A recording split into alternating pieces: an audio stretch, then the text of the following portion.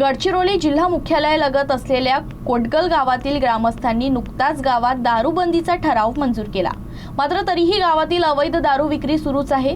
यामुळे गावातील संतप्त महिलांनी बुधवारी गडचिरोली पोलीस ठाण्यावर धडक देत रोष व्यक्त केला।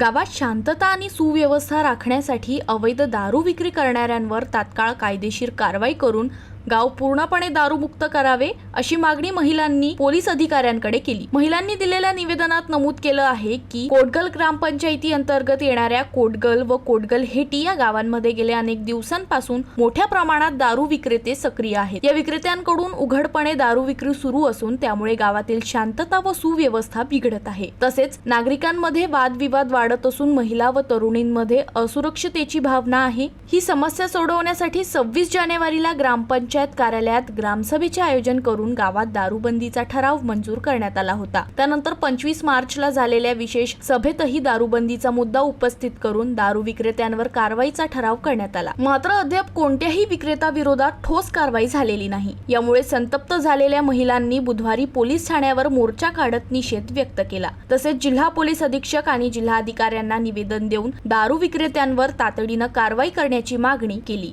माझ्या गावातील 26 जानेवारीला गावकऱ्यांनी ग्रामसभेमध्ये दारूबंदी विरुद्ध ठराव पारित केलं होतं। त्याचा आम्ही पाठपुरावा घेऊन पोलीस स्टेशनला निवेदन देण्यासाठी आम्ही इथं सर्व गावकरी पोहोचलो।